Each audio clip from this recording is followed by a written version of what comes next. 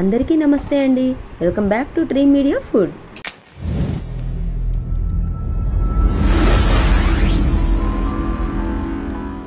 అందరు ఎలా ఉన్నారు?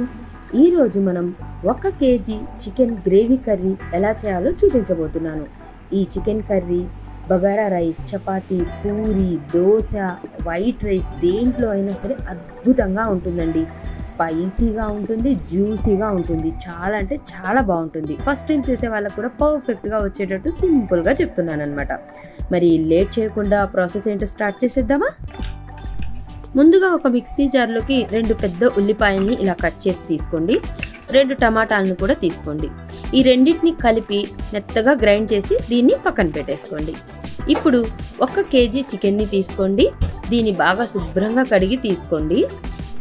ఇప్పుడు ఇందులో 1 స్పూన్ పసుపు, రుచికి సరిపడినంత ఉప్పు, కల్లుప్పు వాడతానండి ఎక్కువగా, మీరు కూడా అదే ట్రై చేయండి. 2.5 స్పూన్ల వరకు కారం, 1 కప్పు పెరుగు,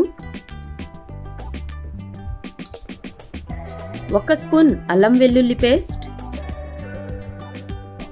1 స్పూన్ కొబ్బరి పేస్ట్,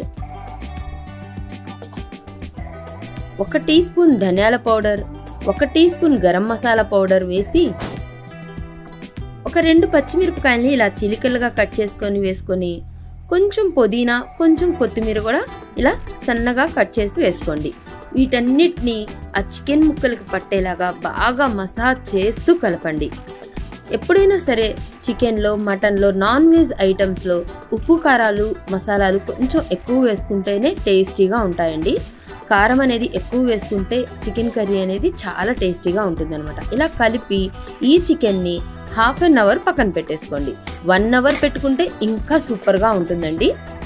తర్వాత స్టవ్ ఆన్ చేసి ఒక మందంగా ఉన్న గిన్నె కానీ కడాయి కానీ పెట్టేసుకొని ఆయిల్ హీట్ అయ్యాక దాల్చిన చెక్క కొంచెం 4 లవంగాలు వేసుకోండి. తర్వాత మనం మిక్సీ పట్టి ఉంచుకున్నాం కదా ఆనియన్ టమాటా పేస్ట్, ఇది వేసుకొని బాగా ఫ్రై చేసుకోండి. ఆ ఆనియన్ టమాటా పచ్చి వాసన పోయి బాగా వేగే వరకు ఫ్రై చేయండి. గోల్డ్ కలర్లోకి వస్తుంది, అప్పటి వరకు బాగా ఫ్రై చేయండి. హై ఫ్లేమ్ పెట్టకుండా మీడియం ఫ్లేమ్లో ఫ్రై చేయండి. 2 to 3 మినిట్స్ వరకు పడుతుందండి. ఇలా ఫ్రై చేసేటప్పుడు మధ్యలో 1 రెబ్బ కరివేపాకు కూడా వేయండి. ఇలా వేసి ఫ్రై చేస్తుంటే మంచి స్మెల్ వస్తుందండి. సో కరివేపాకు మిస్ చేయకండి. ఇప్పుడు మనం కలిపి పెట్టుకున్న చికెన్ వేసేసి మొత్తం బాగా కలుపుకొని మీడియం ఫ్లేమ్లో మాత్రమే కుక్ చేసుకోండి. ఈ మసాలాల పచ్చి వాసన పోయి అంతా బాగా గ్రేవీ చిక్కబడి దగ్గర అయ్యే వరకు మీడియం ఫ్లేమ్లో మధ్యలో కలుపుకుంటూ 10 to 20 మినిట్స్ వరకు ఈ చికెన్ని ఉడికించుకోండి. అంతలో మనం ఈ మిక్సీ జార్లో కొంచెం మసాలా అలా అడుగున ఉన్నట్టు అనిపించిందండి, అందుకని వాటర్ పోసి ఆ మిక్సీలోది కూడా తీసేసాను అనమాట. ఈ గిన్నెలో కూడా ఇలా మొత్తం ఆ మసాలాలంతా ఆ వాటర్లోకి తీసుకొని ఆ వాటర్ ఒక సైడ్కి పక్కకి పెట్టేశాను అనమాట. మీడియం ఫ్లేమ్లో 20 మినిట్స్ వరకు ఉడుకుతూ ఉందండి. చూడండి దగ్గర పడింది కొంచెం చికెన్ అనేది, గ్రేవీ అనేది. ఇంకొక 5 మినిట్స్ ఉడికాక ఇప్పుడు మనం కలిపి పెట్టుకున్న వాటర్ ఉంది కదండి పక్కన, ఆ వాటర్ని దీంట్లో యాడ్ చేసేద్దాం.